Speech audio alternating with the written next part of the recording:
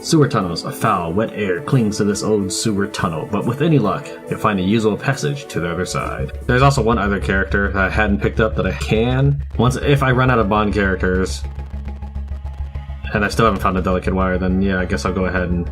Guys, get over here. Then yeah, I guess I'll go ahead and collect the character.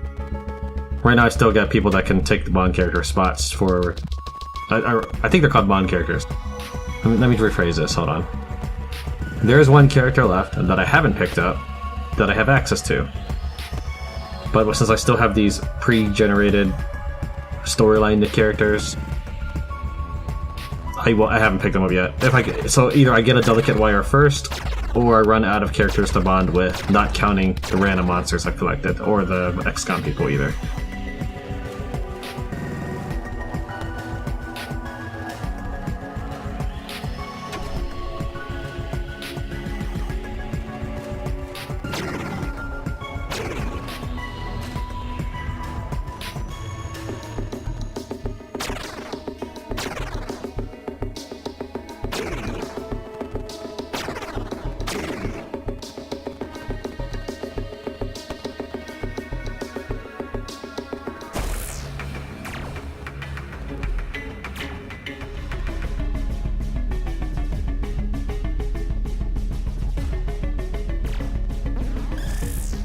I was just analyzing my party composition, figuring out how I want to do this.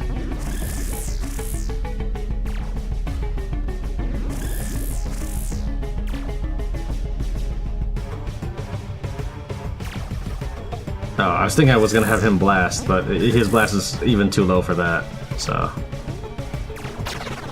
That should do.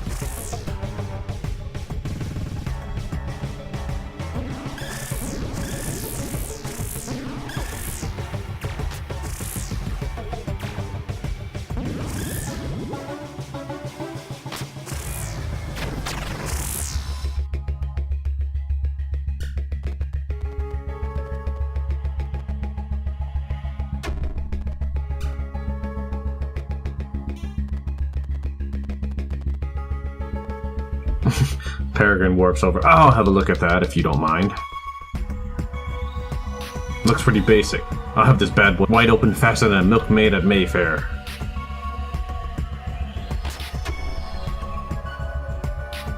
Idem! I don't know if I said that right. I don't know what that means. This is why you shower me with praise and favors. You really should consider showing your #1 thief with favors, you know. Just a helpful tip. Yeah, I don't think so. Thanks, Peregrine. I'll keep that in mind.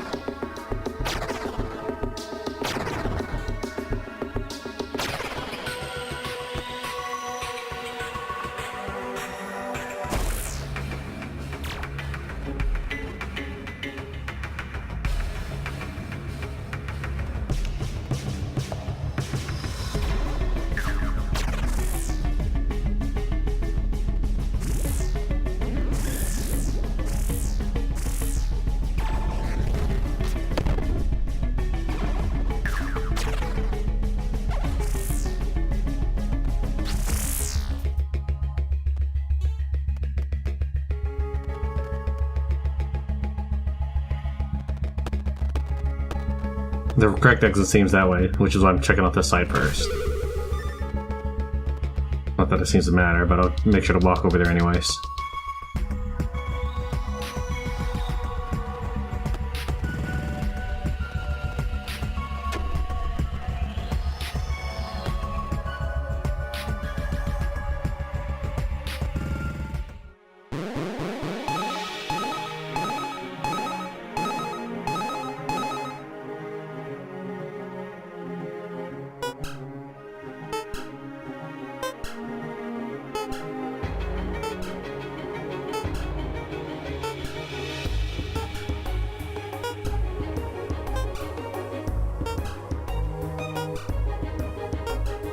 So looking at the guide for this while things are selling, sewer tunnels.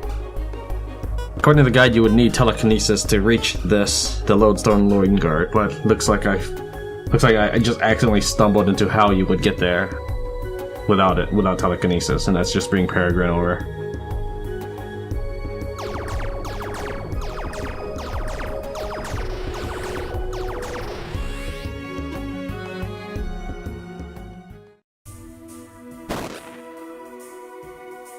Alright, so I've now unlocked the western sewer access. Well, I mean, I was there before. There's not a whole lot I can do here. I'll glance at it real quick. I don't think there's much that's going to impress me. Essentially, it's just a stopover that you can access once you complete sewer tunnels. So, that's all this is. It's nothing special. I don't think you can achieve anything here.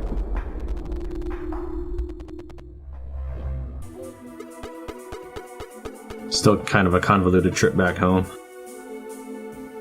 Now that I've cleared out that western sewer access, that wasn't even necessary. We'll head over to the Umbral gate.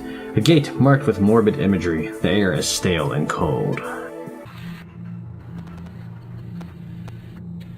Whoops. The pedestal is stained brown with ancient blood. There is an inscription on the very top. It reads, "Make an offering of perfection to Lord Magister Josiah." There we go. I could bring in a wizard to use the book, but it doesn't matter too much because Bran can cast spells, and I would rather establish a bond with Beauregard than bring in one of my max 99 wizards. The Umbral Vault. This eerie tomb is decorated in dark, disturbing imagery. Who knows what horrors could be waiting inside? I don't think anything is quite as scary as Bran. He can pretty much move as far as he wants at any point, kill everything without being ever detected. There is a dormant crystal here. Will you try to charge it? Yeah. So we'll need Wisaka, if he'll just let me select him.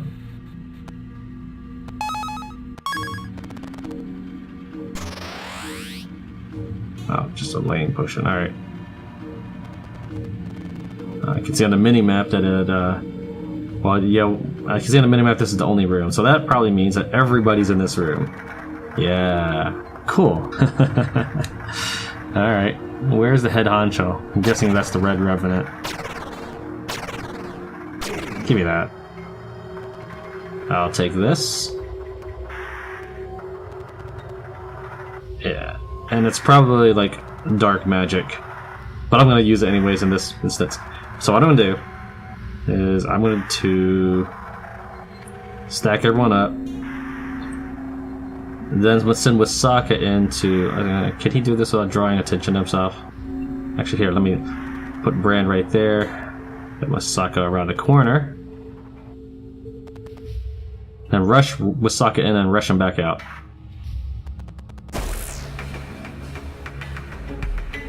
Actually, I don't need to rush back out. Now that they've all detected me, now I can rush in.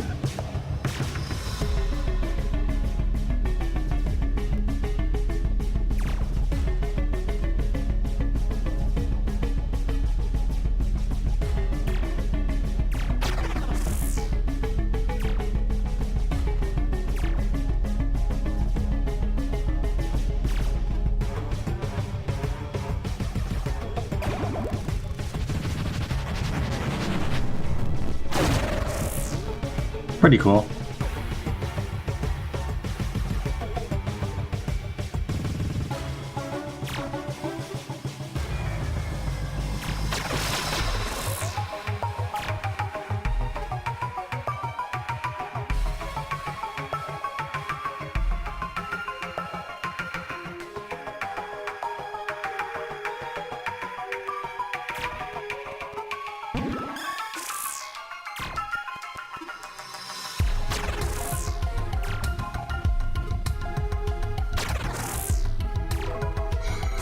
Once all the enemies have picked their dance partner, I'll probably hand my bow over to Beauregard and let him take shots at enemies from a safe distance.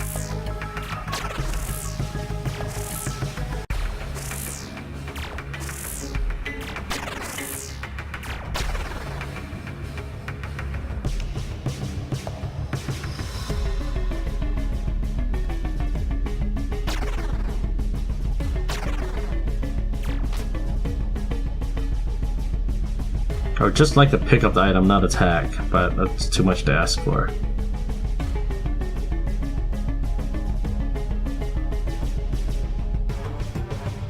I guess I'll just attack with my spellbook. Wait, no, this is attacking with... because he's not an archmage now. Alright, so I'll go and defend so that Wisaka can run around the map, collect everything back up.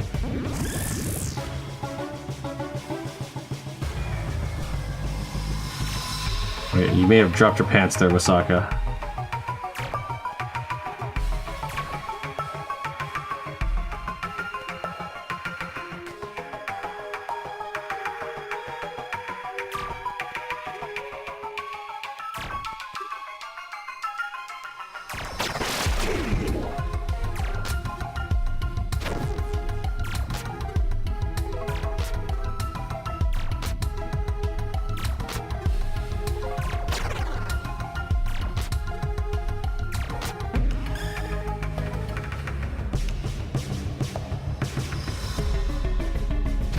Yeah, I kind of figured that might happen.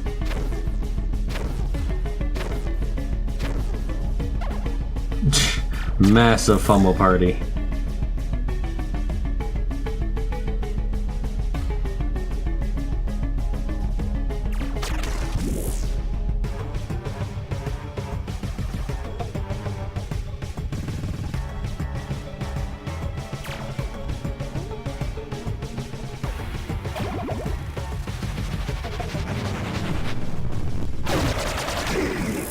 Nice.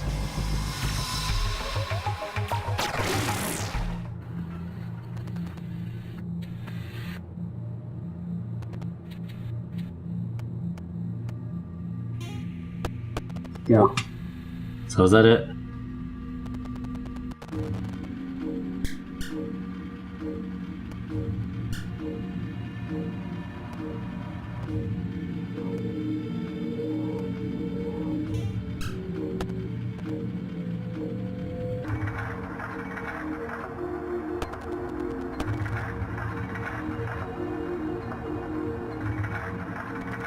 I guess we're done here. Bran once again ruthlessly slaughtered an entire army.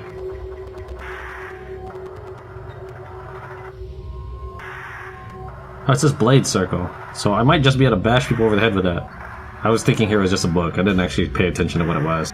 I figured it was just a dark version of Solaris, but I'm gonna have to play with that a bit. Let's forget anything. I've got all my gear. I guess I'm good.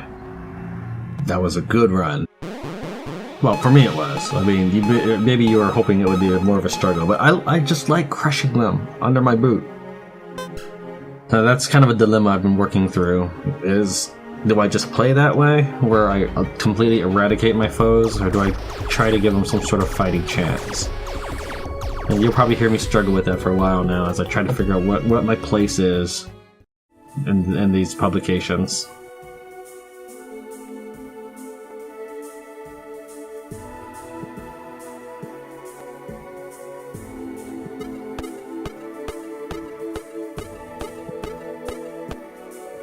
Lunchtime Lighthouse. This weathered lighthouse stands defiant against the grey sky. It has been beaten by many long years of neglect, but it still appears to be sturdy.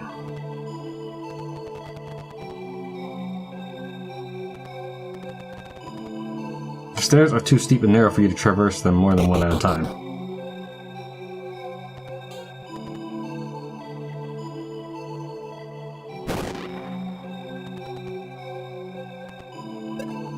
There's something right here.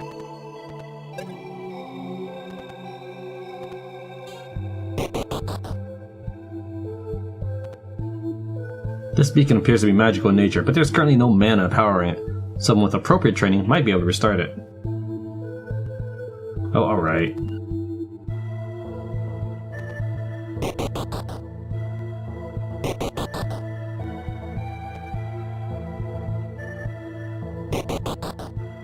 Put Peregrine here, right next to this guy, whoever he is. Worst of two. The beacon flickers to life, its facets shining brightly through the barred windows. The lighthouse should now be visible from a very great distance away.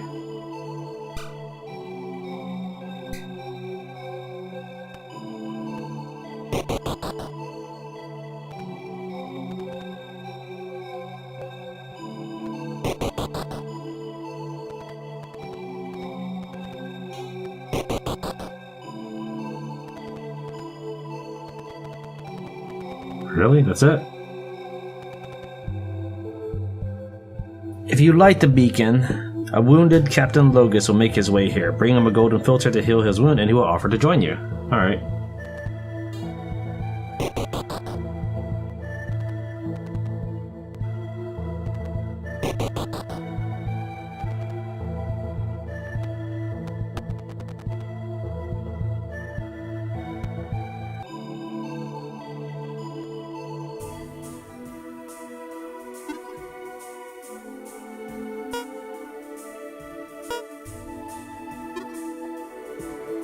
Well, let's find out.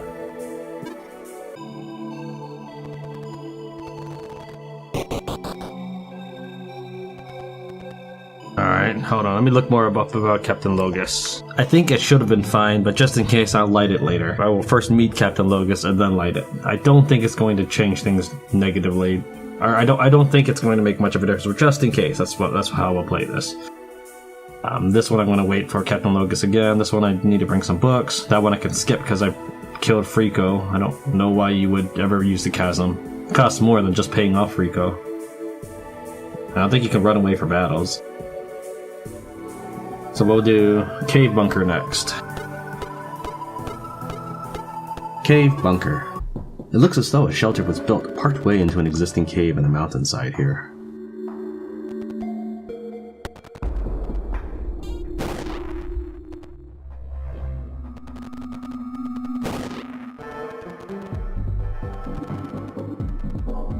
Alright. There's a scripted party dialogue event here worth an achievement. I'm gonna skip it for now and return in a later episode. You'll see why.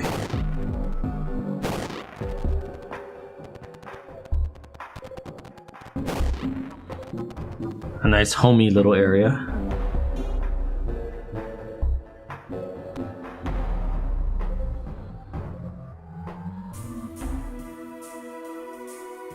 Sewer crossing and Hive Gate.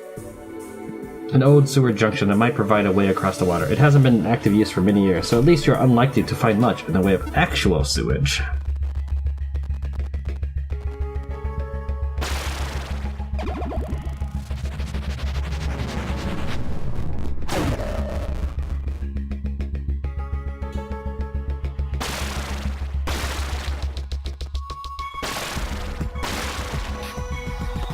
That one's actually worth a little bit of money.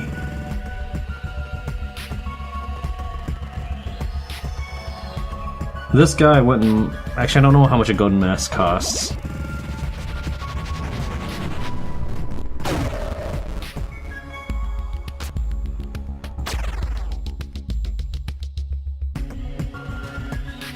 Does this thing talk? It is mindless, so no, I can't talk to him. I just have to kill him.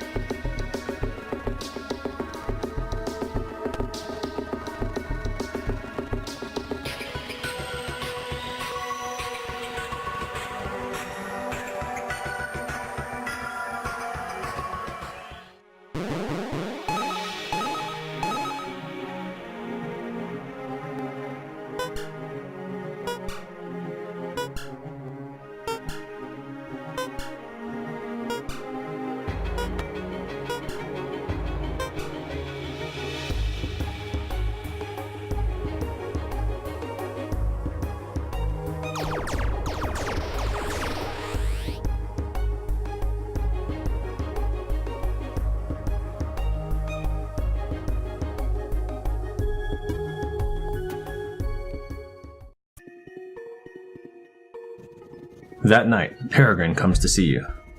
Hey, want to hear something funny?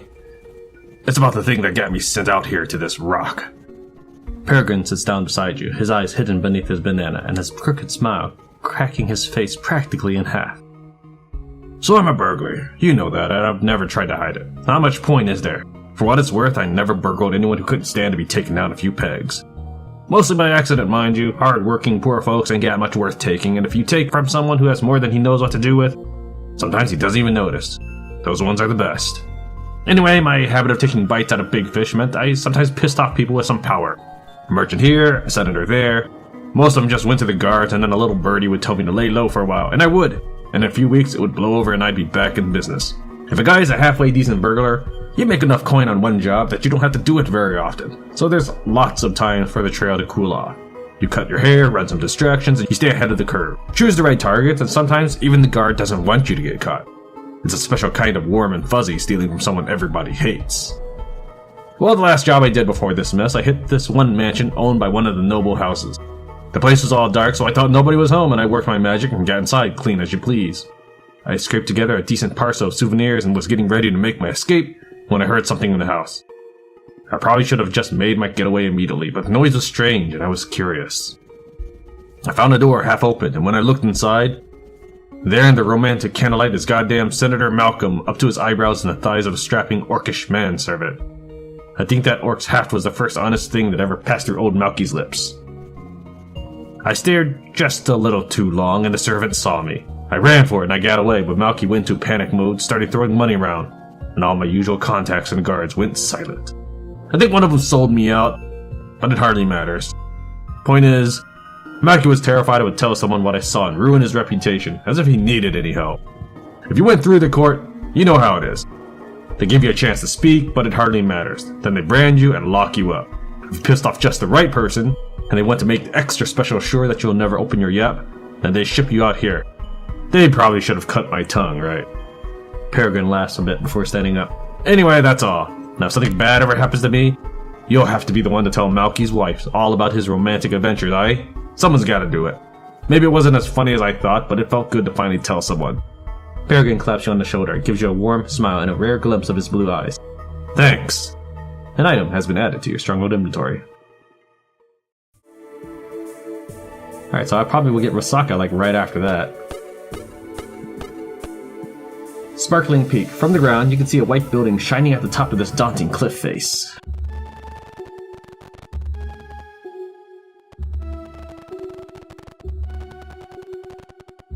Nah, the only bad thing about it is it does take a while to cast a spell, so I'm actually going to go ahead and swap into his bow. Yeah, you wield that for a bit. And I'll just punch him with the bow. Judging by the state of these corpses, these poor suckers fell down the mountainside. There are still some useful supplies among the bones. I don't know about useful, but I'll take the rope, I guess.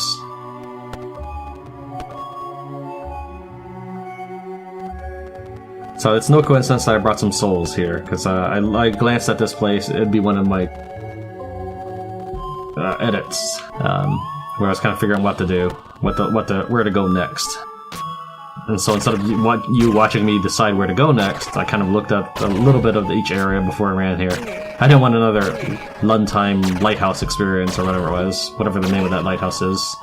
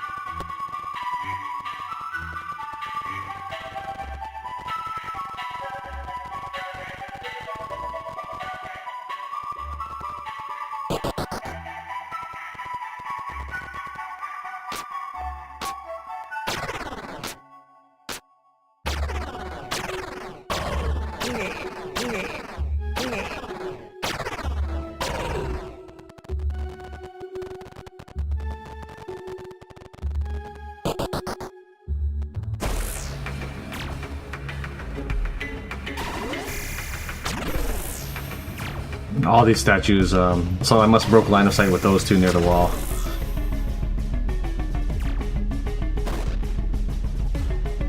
Whatever.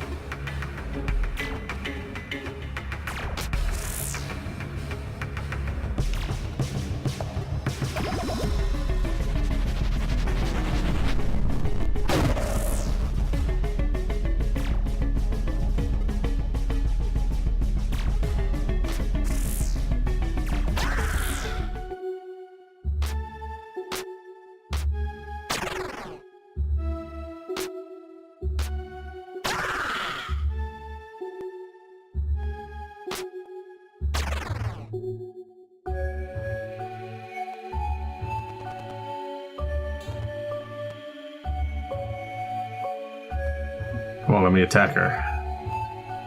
There we go. Alright, that seems good enough.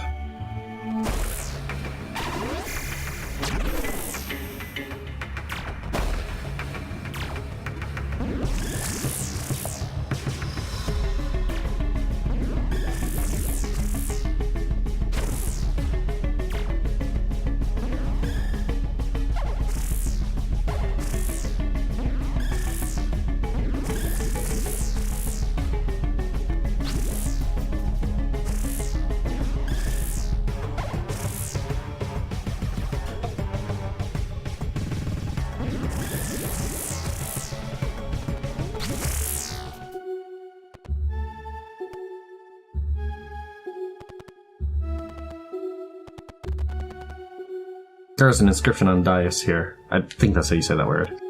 It reads, "The temple is reserved for those who can withstand the soul of the mountain."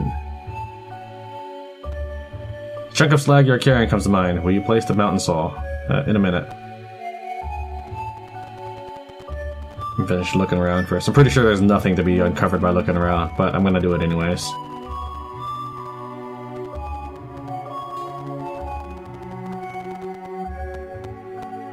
You make an offering of the mountain soul.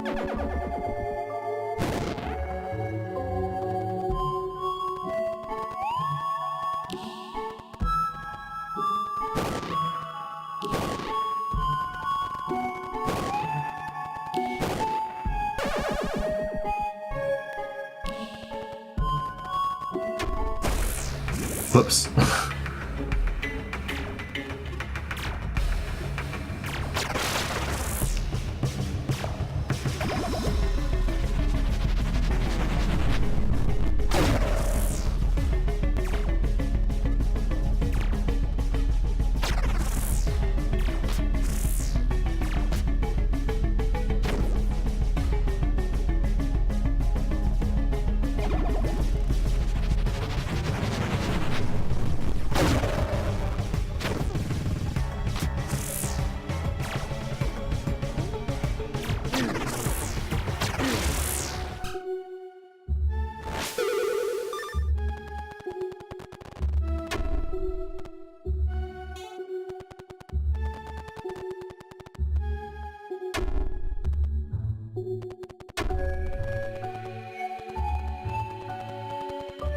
I already know the area is scout secure. I'm still checking out each room.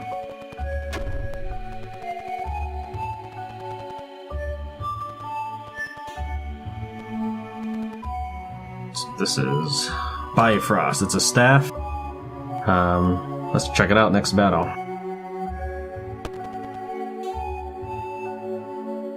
I think that's everything to do here.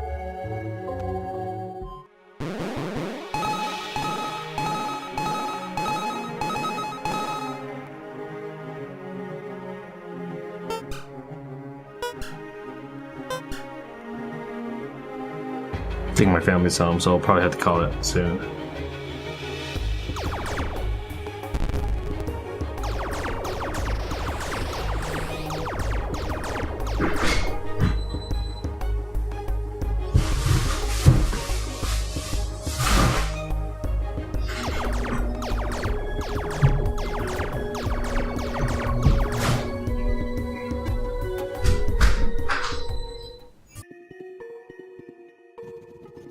That night, Wisaka comes to see you.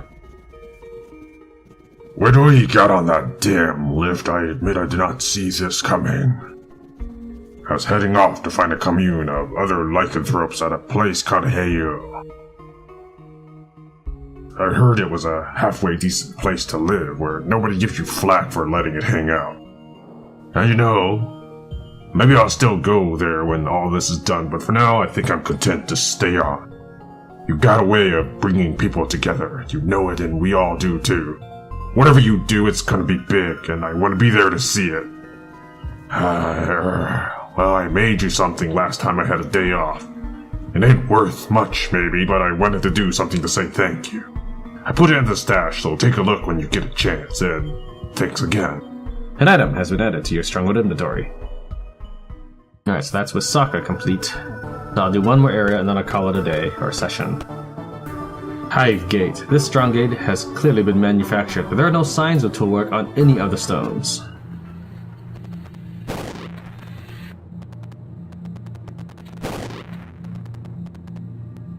This crude pedestal has a warning written on the top of it. It reads, "If you are not of the hive, you do not belong here. Be gone." The chunk of slag you are carrying comes to mind. We place the wasp's hull upon the pedestal, which is made of whips.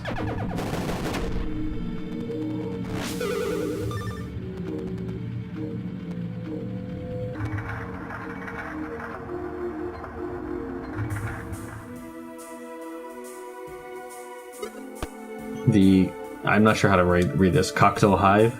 This cave is too cluttered to be abandoned, but too orderly to be occupied by mere animals. Something intelligent lives here.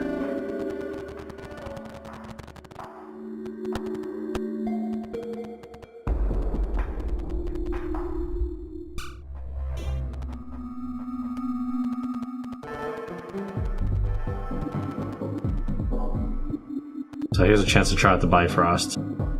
Now this is like, if you've seen my previous episodes, one of the first weapons I get was a bow that attacks enemies lots of times. Well, the Bifrost, I think, is like that, except with magic. It's not quite as fast as the bow, but it's a lot cooler looking.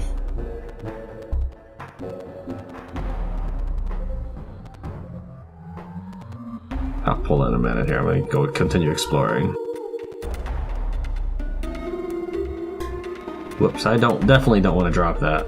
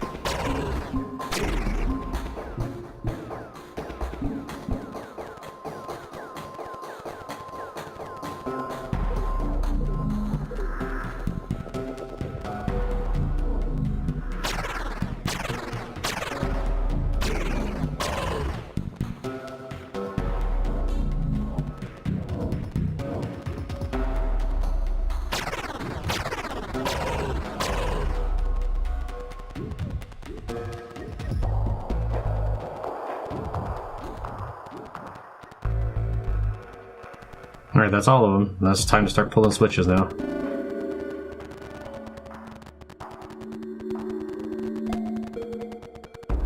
Get over here. Here, just stay there, please.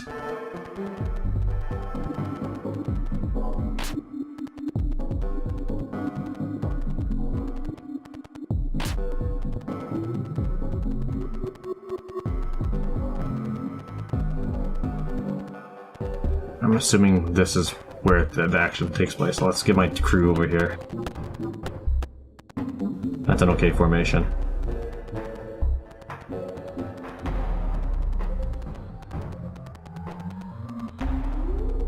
The torches and the minimap give me indicators that that's probably where these switches, they open that or something. And yep, I didn't want them right in front of the gate because I don't want them to be in a fight.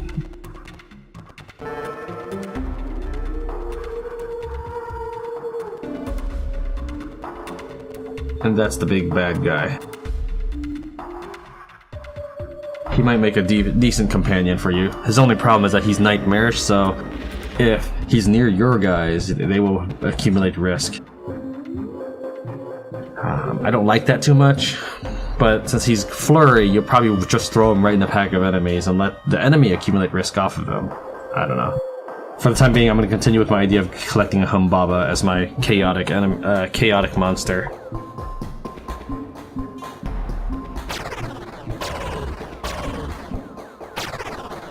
Demon Creep also, when ransom, gives you a taboo manifest. It's a medium tier spell, but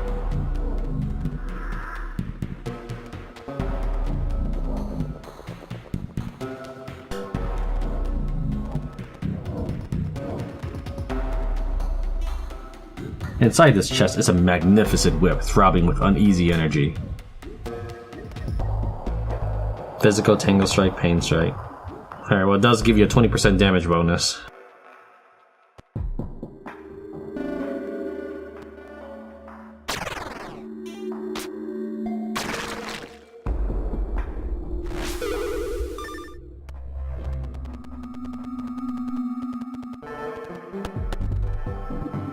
Alright, I guess I'm done here.